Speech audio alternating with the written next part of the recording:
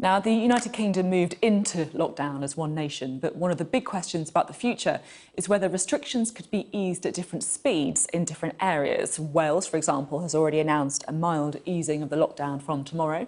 Their First Minister, Mark Drakeford, got ahead of the Prime Minister with that announcement, and he joins us now from Cardiff. Thank you very much for being with us this morning. Before we get on to the easing of the lockdown, I just want to ask your opinion on the new slogan from the government. Stay at home has been replaced by stay alert. What do you make of it?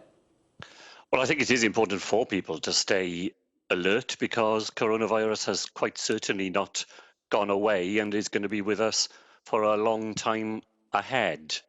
But I also think that if people are not leaving home for an essential purpose, for exercise or to go to work, then people will still be staying at home because the fewer contacts you have with other people, the more you suppress your own risk and the risk to others. So being alert is important, but staying at home has not gone away. So do you think that the stay-at-home element should have been retained?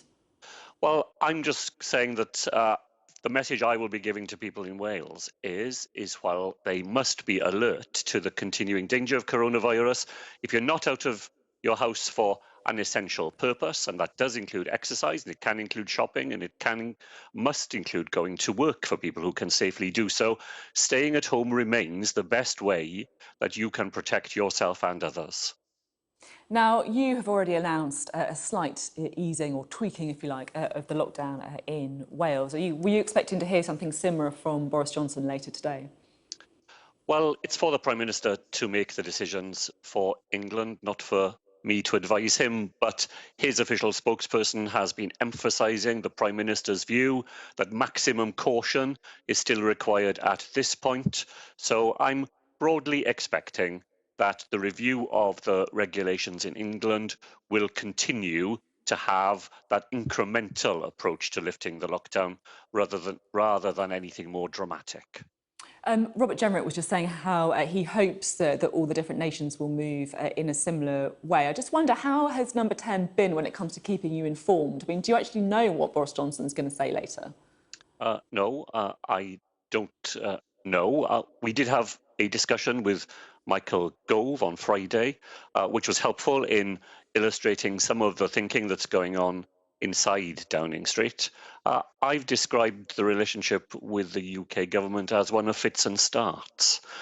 When we do it, when there is engagement, it is good and it is helpful, and I wish there could be more of it, because the more we talk to each other, the more we share ideas and perspectives, the better the chance will be that we can do what Mr. Jenrick referred to, and which is my ambition as well.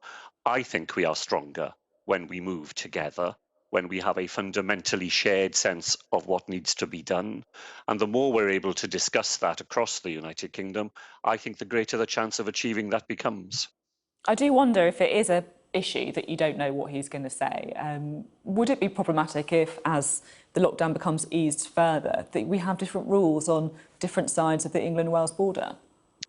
Well, I don't want to see fundamentally different rules because that is confusing for people and it makes the basic message hard to convey. There will always be fine-tuning. That's the nature of devolution. For 20 years, we've had different rules on either side of the border. And actually, people in Wales are very used to this.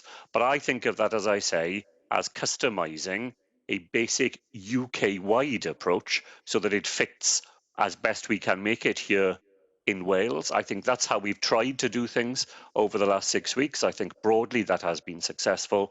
That's how I am committed to trying to make sure we go on into the future. We could have some pretty big differences, though, frankly, couldn't we?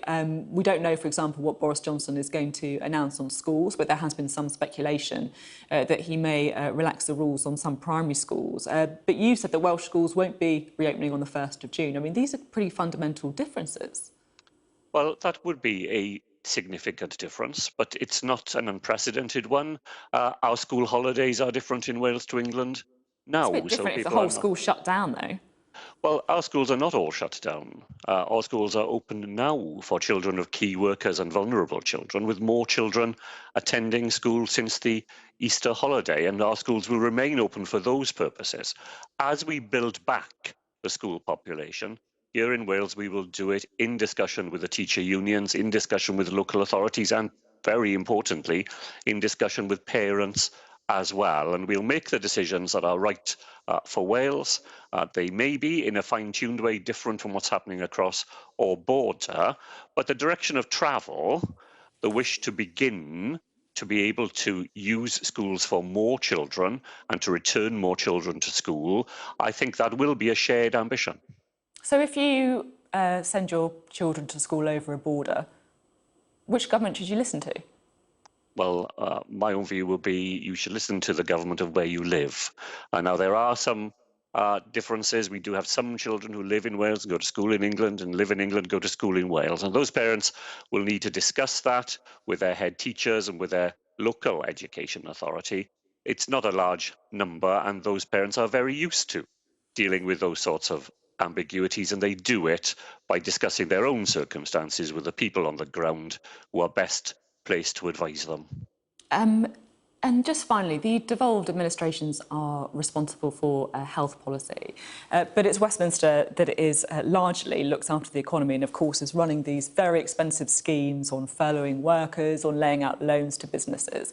Do you think that that focus on health is partly why it seems, in some cases, the governments in Scotland and Wales have been more cautious than that in Westminster on easing the lockdown? Well, I think that what is good for people's health is good for the economy. I don't believe in this oppositional idea that you've got to trade one against the other. If we do the right things by public health, we will avoid a second peak of the virus. And the worst thing for our economy would be to have a rapid restart now, followed by a rapid clamping down as things get out of hand. So my view has always been you must attend to the public health dimension, because that is the way in which we can provide a solid platform for our economy to get back to work. And it's very important for all sorts of reasons, people's health as well as their livelihoods, that that should take place as well. OK, Mark Drakeford, thank you very much for coming on the programme today. Thank you. Thank you.